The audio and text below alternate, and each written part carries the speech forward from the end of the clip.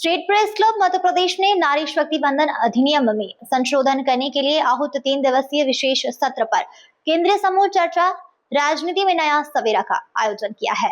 समूह चर्चा में वक्ताओं ने लोकसभा विधानसभा चुनाव में जल्द अवसर देने के लिए किए जा रहे प्रयासों के लिए प्रधानमंत्री नरेंद्र मोदी के प्रति आभार जताया है और कहा, महिलाओं के राजनीतिक सशक्तिकरण की दिशा में यह ऐतिहासिक कदम साबित होगा। अभिनव कला समाज सभागार में आयोजित समूह चर्चा में विषय प्रवचन करते हुए वरिष्ठ साहित्यकार डॉक्टर स्वाति तिवारी ने कहा कि जब महिलाएं देश दुनिया के हर क्षेत्र में आगे है तो राजनीति में वह पीछे क्यों रहे। प्रकृति ने जिसे सृजन की क्षमता दी है उससे बेहतर समाज कौन चला सकता है। पुरुषों से कई आगे का देख लेती है महिलाएं, उनमें आगे के साथ पीछे की दृष्टि भी होती है। डॉक्टर तिवारी ने कहा कि काल करे सो आज कर की तर्ज पर प्रधानमंत्री नरेंद्र मोदी ने आधी आबादी के पक्ष में बड़ा फैसला लिया है। इस फैसले से केवल राजनीतिक दलों को ही नहीं वरन संपूर्ण महिला समाज को लाभ मिलेगा। और वो मामला लैप्स हो गया। इसके बाद 98 में भी प्रयास हुए लेकिन सफलता नहीं मिली। 2008 में मनमोहन सिंह सरकार ने राज्यसभा में 108वां संशोधन विधेयक पेश किया। 2010 में राज्यसभा ने इसे 186-1 मतों से पारित किया, लेकिन फिर ये लोकसभा में चर्चा के लिए नहीं आ पाया और 2014 में सदन वापस से भंग हो गया। विरोध में ओबीसी, महिलाओं के अलग आरक्षण और सियासी सहमति की कमी मुख्य मुद्दे थे। 2023 में विशेष सत्र में नारी शक्ति बंधन अधिनियम पारित हुआ। इसमें लोकसभा और राज्य विधानसभाओं में 33% सीटें महिलाओं के आरक्षण करने के लिए प्रावधान रखा गया और ये 15 वर्ष के लिए रहेगा। अभी ये तय किया था तो विधेयक सर्वानुमति से पास हुआ सभी राजनीतिक दलों ने 2023 में। चिकित्सक डॉक्टर विनीता कोठारी ने कहा कि मेडिकल में आरक्षण नहीं है, इसके बावजूद मेडिकल में महिलाएं पुरुषों के बराबर है। उन्होंने कहा कि सिर्फ कुर्सी मिल जाने से ताकत नहीं मिलती, स्वयं में आत्मविश्वास पैदा करने के लिए हमारी समाज बराबरी से खड़ी हो सकेगी। उन्होंने कहा, आरक्षण की नहीं योग्यता की ज्यादा जरूरत है। राजनीति में सफल होने के लिए महिलाओं को हर क्षेत्र का अध्ययन करना होगा। बात राजनीति में आने भर की ही नहीं बल्कि सफल होने की है नहीं, लेकिन आरक्षण मिलना चाहिए तो सुना जाए, महिलाओं के हित में कुछ बात होनी है। इसलिए प्रवीण भाई ने पकड़ लिया कि नहीं भाभी आपको बोलना है, तो मैं संक्षेप में ही बात करना चाहूँगी। वो सब जगह है फिर भी कहीं नहीं, उसके बिना ना सृष्टि बनती है, ना घर बनता है, ना समाज बनता है। पर वो क्या बनती है इसकी चिंता किसी को नहीं। कौन है वो कोई भी हो सकती है, किसी भी घर की, किसी भी वर्ग की, किसी भी धर्म की। उसका होना परिवार की धुरी है तो ज़रूरी है, लेकिन उसके होने ना होने की चिंता कहीं भी नहीं, किसी को भी नहीं। कौन है वो? दुर्गा, सरस्वती, लक्ष्मी, तमाम तरह के देवित्व तो उस पर सौंप दिए गए। उसको मानवीय स्वरूप में स्वीकार करने में इतना समय क्यों? मैं ये नहीं कह रही कि बदलाव हुआ नहीं, बदलाव हुआ है, समाज बदला है, पर स्त्री की स्थिति में बदलाव कछुए की चाल की तरह क्यों? बहुत बड़ा परिवर्तन हमें कहीं दिखाई नहीं देता। वो शिक्षित भी है, आत्मनिर्भर भी हो रही है, कौन सा काम है जो वो नहीं कर रही? तो फिर राजनीति से परहेज क्यों?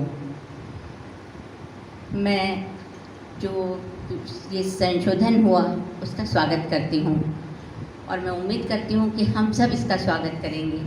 डॉक्टर अरविंदर कौर सब्रवाल ने कहा कि देखा गया कि देश में आरक्षण का लाभ चुनिंदा परिवारों तक ही सीमित रह जाता है। अब जब राजनीति में आरक्षण की बात चल रही है तो सभी दलों को ख्याल रखना होगा आरक्षण का लाभ कुछ परिवारों की जगह योग्य महिलाओं तक पहुंचे। जो महिलाएं राजनीति में आना चाहती है उन्हें बेहतर शिक्षण, प्रशिक्षण और चयन दिया जाना चाहिए ताकि समाज में वह स्तर उठाकर जी सके। क्या ये सवाल हम सब के लिए वाजिब नहीं है कि सारी चीज़ों के साथ एक जैसे एक उससे जन्मे हैं तो एक जैसा लाल रंग का खून सबके पास है, हम सबके पास एक जैसा मस्तिष्क है, तो हम राजनीति में बराबरी से भागीदारी क्यों नहीं कर सकते? हम कोर्ट में लड़ सकते हैं, हम जज बन सकते हैं, हम डॉक्टर हो सकते हैं, हम हवाई जहाज उड़ा सकते हैं, हम खेती कर सकते हैं, हम बर्तन धो सकते हैं, हम खाना बनाकर खिला सकते हैं, हम ऊर्जा का वो सब आपके अंदर डाल सकते हैं जो आपके जीवन को चलाने के लिए ज़रूरी है। तो राजनीति की ऊर्जा में हमारी कमी है, हमारी दूरियाँ क्यों? मैं स्वागत करती हूँ और मैं तहे दिल से मोदी जी का और इस विधेयक का अभिनंदन करती हूँ। ये महिलाओं के हित में है, उसे स्थान दीजिए, उसे स्पेस दीजिए। उसकी नियति अब खिड़की भर धूप और आंगन भर आकाश नहीं है। वो उड़ना चाहती खुले आकाश में, राजनीतिक में परिंदों की तरह। वो हर जगह अपने परचम लहराना चाहती है। उसे मौका दीजिए और ये मौका मिल रहा है, इसका स्वागत किया जाना चाहिए। मुझे उम्मीद है कि 2 दिन के बाद जो निर्णय होगा, जिसे होना है उसके लिए और दूर क्यों जाएं, काल करे सो आज कर।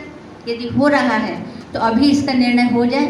बहुत कोई फ़र्क नहीं पड़ने वाला है कि अभी हो जाएगा तो इसका राजनीतिक दृष्टि से किसी पार्टी को लाभ मिलेगा, ये महिलाओं को लाभ मिलेगा।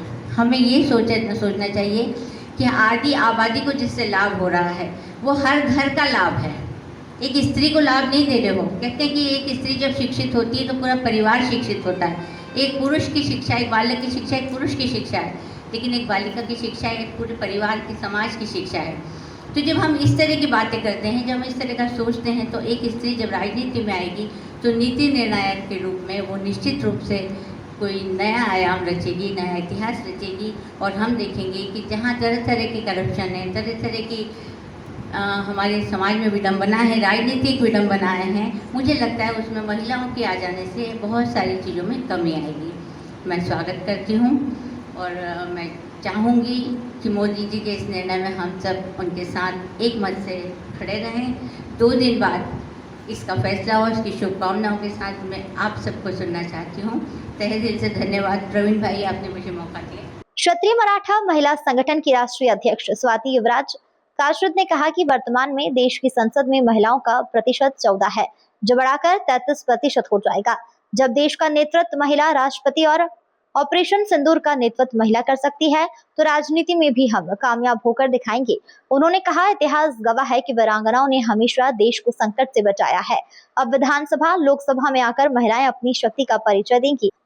वहीं विश्व हिंदू परिषद मातृशक्ति विभाग की सह संयोजिका ज्योति श्रीवास्तव ने कहा कि नरेंद्र मोदी ने साहसिक कदम उठाते हुए समय से पहले ही महिलाओं को राजनीति में सम्मानजनक स्थान देने का प्रयास किया है।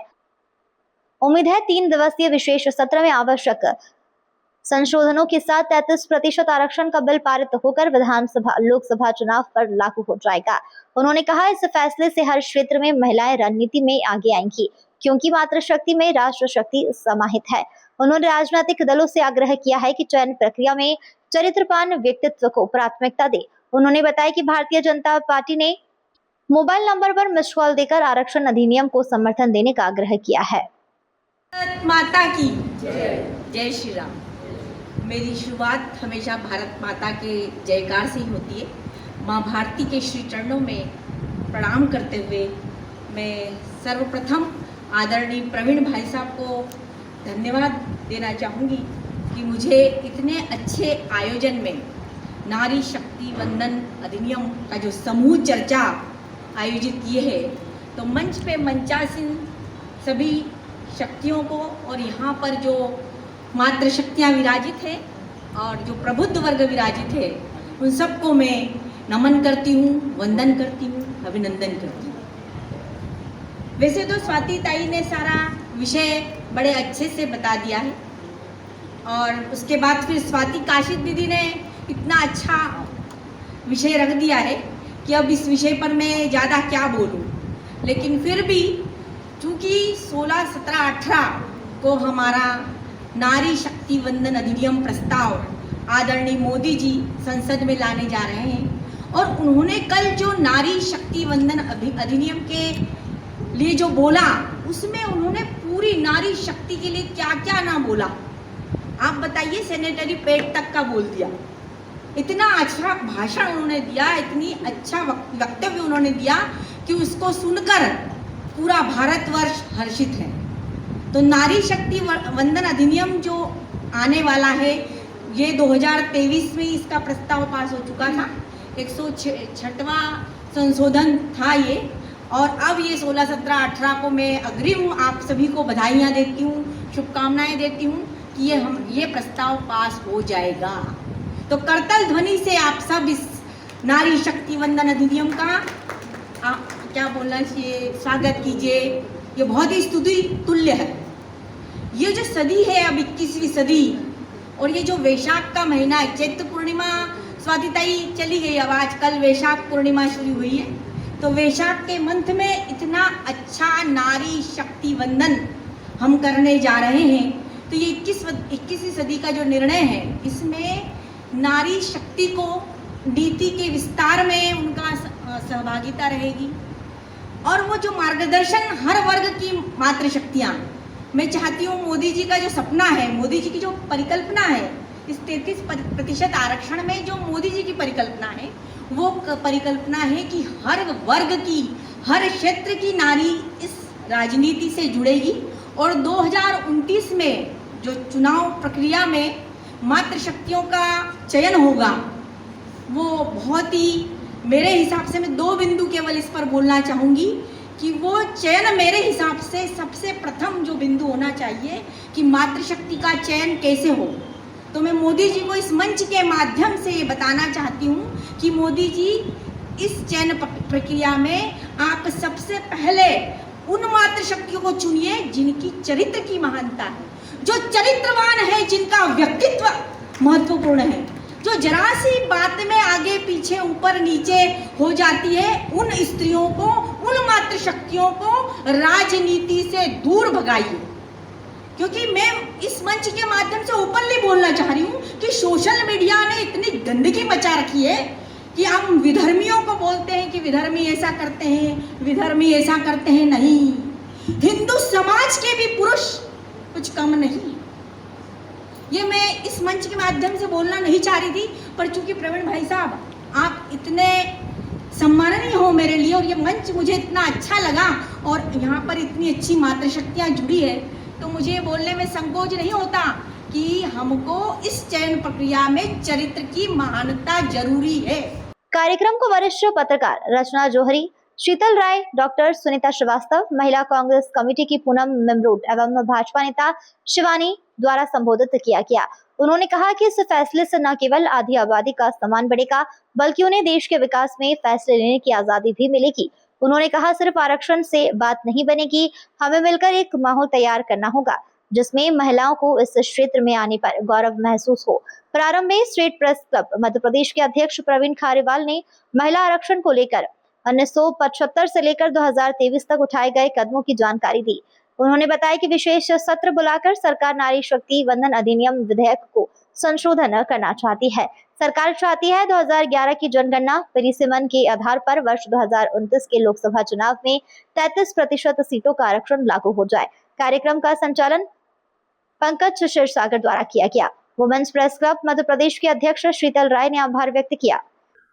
देखिए, नारी शक्ति को एक उड़ान मिलने जा रही है, एक ऊर्जा मिलने जा रही है। माननीय मोदी जी का सभी बहनें धन्यवाद और आभार व्यक्त कर रही हैं कि माननीय मोदी जी, हालांकि शुरू से उन्होंने महिलाओं की योजनाओं पे और नीचे स्तर से, मतलब जब नारी गर्भवती होती है तब से लेकर उसकी देखरेख करना, और मोदी जी ने अन्य की सारी योजनाएं चलाई है।